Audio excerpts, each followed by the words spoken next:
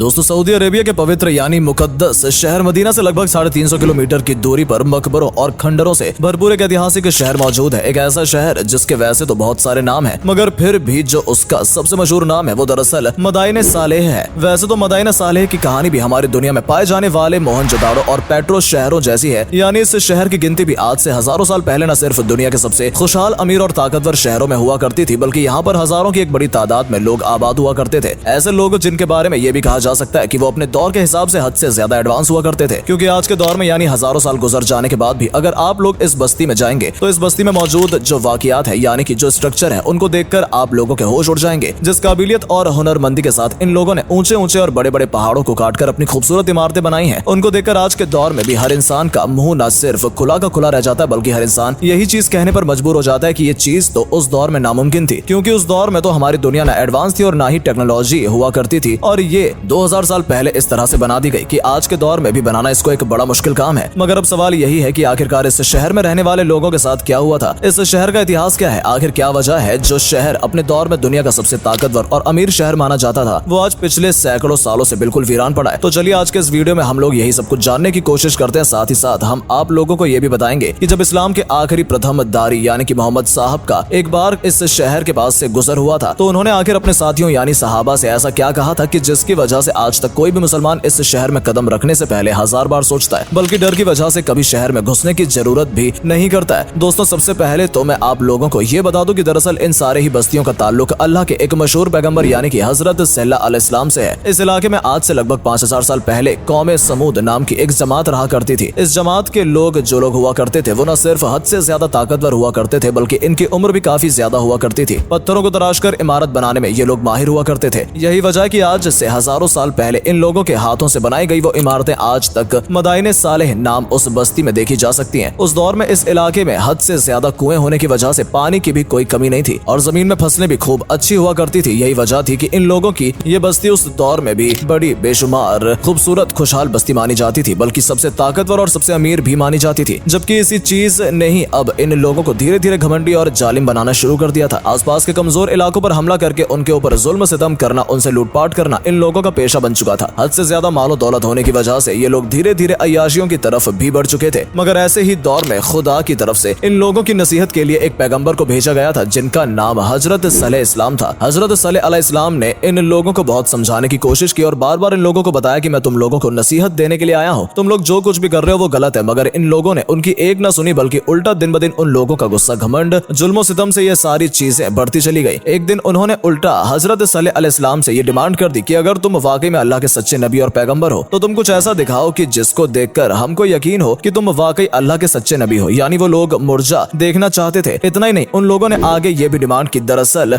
ये जो सामने एक पहाड़ी की चट्टान नजर आ रही है तुम इससे हमको एक ऊँटनी निकाल कर दिखाओ। पर इस पर हजरत सलेह अलैहि इस्लाम ने खुदा से दुआ की और उनकी दुआ करते ही उस पहाड़ की चट्टान से ऊँटनी निकल आई। ये देखकर वहाँ पर मौजूद लोगों के होश उड़ गए। इसके बाद हजरत सलेह अलैहि इस्लाम ने उस निकली हुई ऊँटनी की तरफ इशारा करते हुए कहा कि ये ऊँटनी अल्लाह की निशानी है, ये तुम्हारे मुताबले पर ही भेजी गई है, इसलिए एक दिन ये पानी पिएगी और दूसरे दिन तुम पियोगे। उन्होंने कहा कि अगर तुमने इस ऊँटनी को नुकसान पहुंचाया तो तुम पर अल्लाह का अजाब आ जाएगा। कुछ दिन तक तो इस कौम के हजरत सलेह अलैहि इस्लाम की बात का अमल करते रहे, मगर धीरे धीरे अब उनका सब्र टूट चुका था और उन लोगों को यह बिल्कुल भी गवारा नहीं हो रहा था कि वो हजरत सलेह अलैहि इस्लाम की वो पाबंदी करें कि जिसका उन्होंने ऑर्डर दिया है। इतना ही नहीं, अब वो उल्टा जब भी इस ऊँटनी को कहीं पर देखा करते थे, यानी कि इसको चढ़ते हुए देखते थे या किसी और हाल में देखा करते थे, तो फौरन चिढ़ की वजह से उनके सीने में आग लग जाया करती थी। आखिरकार वो दिन भी आ गया जब इस कौम के दो नौजवानों ने मिलकर चुपके से इस मासूम किसी ऊँटनी को कत्ल कर दिया। हालांकि इस मासूम ऊँटनी का कत्ल सिर्फ दो नौजवानों की तरफ से ही नहीं किया गया था, बल्कि इसमें तो उनके पूरे कौम की ही रजामंदी शामिल थी। ये कौम पहले ही उसे घमंड, जुल्म, सितम, अय्याशियों और न जाने कितने गलत कामों में हद से ज्यादा आगे बढ़ चुकी थी। इसके अलावा अब इस मासूम ऊँटनी का कत्ल करना इनके ताबूत के लिए एक आखिरी कील साबित हुआ। बस क्या था, इस मासूम ऊँटनी के कत्ल के साथ ही इन लोगों के ऊपर अजाब नाजिल हुआ। जब अगले दिन सुबह हुई तो शहर का नक्शा पूरी तरह से बदल चुका था, क्योंकि शहर में सांस लेने वाला अब एक भी इंसान बाकी नहीं रहा था। वो ऊंचे ऊंचे महल और आलिशान इमारतें की जिनको ये लोग पत्थरों को तराश कर बनाया करते थे और जिनके ऊपर लोगों को हद से ज्यादा गुरूर और घमंड था, वो बिल्कुल वैसे ही सुनसान बाकी रह गए। आज भी इस बस्ती में मौजूद इमारतों को देखकर यह अंदाजा लगाया जाता है कि शायद उस दौर में इस शहर की आबादी कम से कम 3 से 4 लाख तो जरूर ही रही होगी। हालांकि दोस्तों, मैं आप लोगों की नॉलेज के लिए बताता चलूं कि इन लोगों के ऊपर जो अजाब आया था उसका जिक्र मुसलमानों की सबसे पवित्र किताब कुरान के अंदर भी मौजूद है। इसके अलावा